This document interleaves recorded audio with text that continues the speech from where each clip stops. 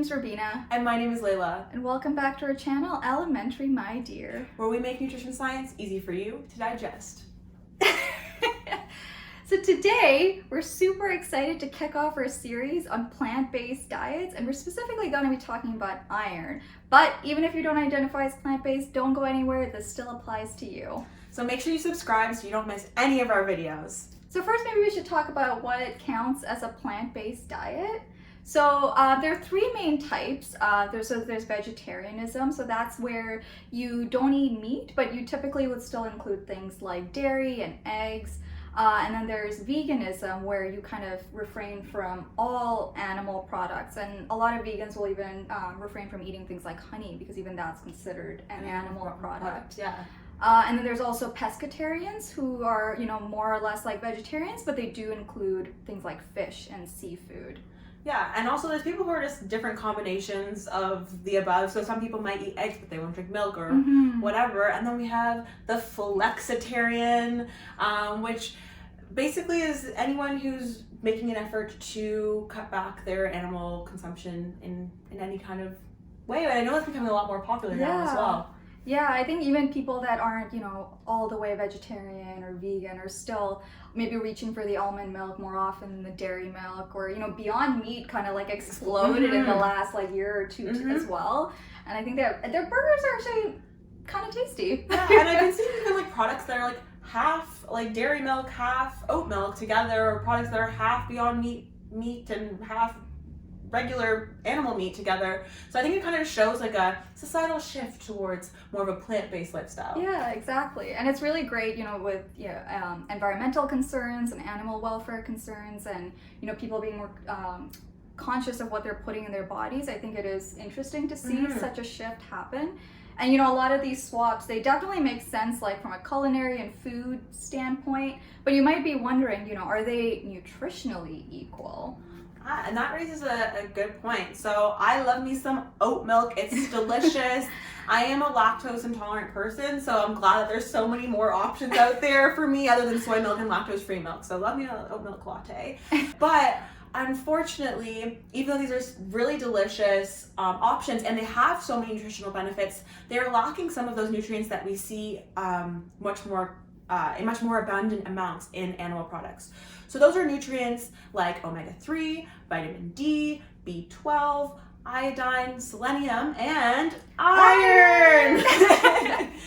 I mean, we do want to say that, you can definitely be very healthy on a vegetarian, vegan, plant-based diet. There's a lot of research to show that people that tend to eat more plant-based diets and less animal products do seem to have less heart disease and all-cause mortality. So you can certainly be very healthy on a plant-based diet. But of course, there are certain nutrients that we might want to be a little more mindful of, and iron is one of them. Yes, you might need to do a little bit more planning if you're on especially a vegan diet. Yeah, absolutely. So maybe we'll start off talking about what even iron is. So iron is actually a component of hemoglobin, and hemoglobin is a part of your blood, and it's a part of the blood that holds on to oxygen and carries it around your body. And your body obviously needs oxygen to survive, but you know that. And iron deficiency anemia is actually kind of a common problem in some parts of the world.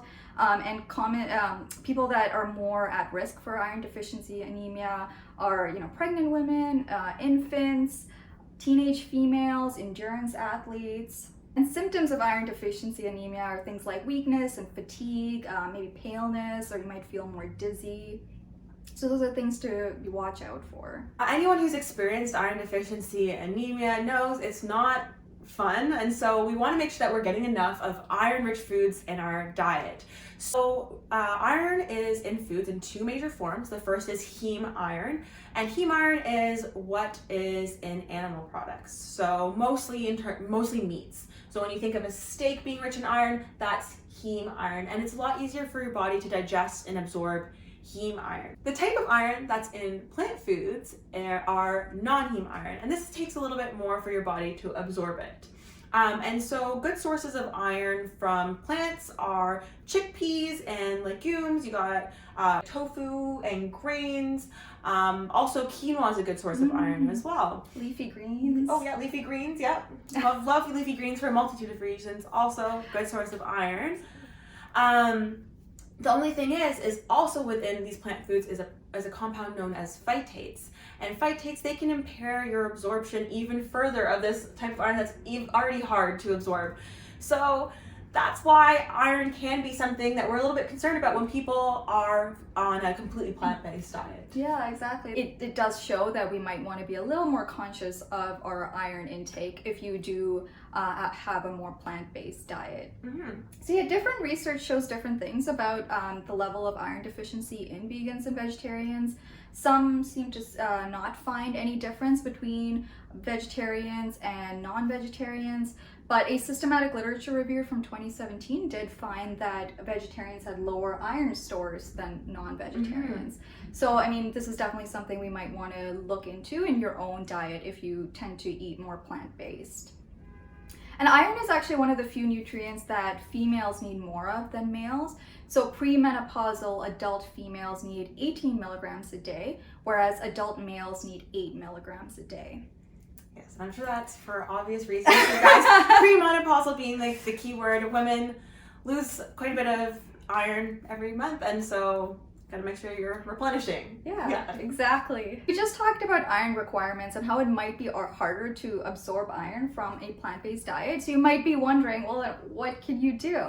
Well, some excellent plant-based sources of iron are chickpeas, lentils, quinoa, and spinach. One thing that you can do is vitamin C. So vitamin C actually helps your body absorb more iron from plant-based sources, which is really, really cool. It's actually one of the things that they teach us like first day, or not first day, but like in our like nutrition 101 course. They're always like iron and vitamin C, they are best friends. Make sure you put them together. Like whenever we give people resources about iron absorption, when that's a nutrient of concern, is always make sure you pair it with vitamin C. Yeah. And when people think of vitamin C, I think that their mind goes oranges or like lemons. And so that doesn't mean that you need to have oranges and lemons with all your iron foods, all your, I don't know, chickpeas. With oranges is the new thing.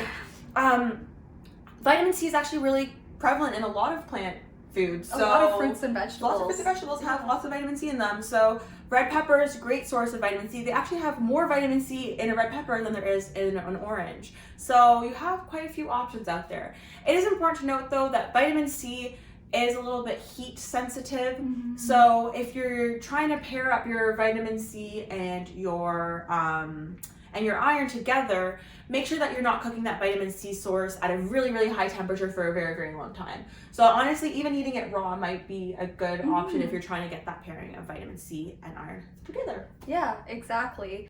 So vitamin C is great because it enhances the absorption of iron, but calcium, on the other hand, actually inhibits the absorption of iron. So this is really important because females are often recommended calcium supplements, and this is the same population that may be at higher risk for iron deficiency as well.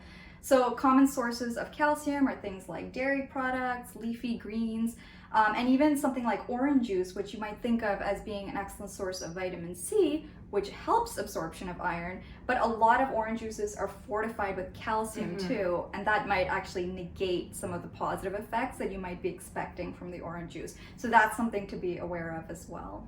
And what's really cool too, there's a thing called an iron fish. I don't know if you've heard of it, and I don't know what it's called. They're really cool. But Google iron fish and it will come up. It's not actually a fish. Yes, it's just a fish-shaped thing. Yeah. And it's made out of iron. It was actually invented in Canada, so proud Canadian invention there. And you just pop it into any food that you're making that's slightly acidic. So it can be something like tomatoes, and it will leach iron, not in like a bad way. It will leach iron into your food, which is so cool. Yeah, it's really cool. And I just saw that even organizations like World Vision, they have a whole project where you can donate to families, around the world, because, as I mentioned before, iron deficiency anemia is kind of a bigger problem in certain parts of the world. Yeah, also, if you have a cast iron pan, that could help increase your iron absorption as well. So as much as they are a pain to clean, using your cast iron pan can be helpful for something. So it might be worth cracking it out if you're worried about your iron absorption. So give that a go. Yeah. So if you're still concerned about your iron intake, please do reach out to your doctor or registered dietitian to kind of figure out whether supplements may be an option for you, or whether if you can tweak, the kinds of foods you're eating to really enhance that iron absorption. But I will say iron supplements are one of those supplements maybe not to go out on your own and buy, because they are notorious for causing GI symptoms. Like you get upset stomach, constipation, any kind of GM symptom associated with iron supplements, and they're not nice. Also, having too much iron or supplementing iron inappropriately can lead to zinc deficiency. So iron is one of those really good ones to make sure that you're liaising with your doctor or dietitian or whoever it may be that is a healthcare professional to make sure that you're doing it right. Yeah. So I hope you guys found this useful. We're going to keep this series going and talking about other nutrients of concern for people that are more plant-based. So stay tuned for those videos as well. Yeah. Shout out to Rabina's sister for suggesting the topic. It's so popular right now, like plant-based diets, and I think that's kind of a trend that we're going to see going forward, as you mentioned with the environmental concerns. So if you have any questions or things you want us to cover, comment, email. Yeah, you can comment down below if you have any topics that you want us to cover, or you can email us as well. We'll put that information on the screen and in the description. All right, so before you leave, guys, make sure you like, comment, subscribe, hit the notification bell, and share this video with a friend. Also, follow us on Instagram. So that's your homework. 6 things. Thank you for watching. All right, bye.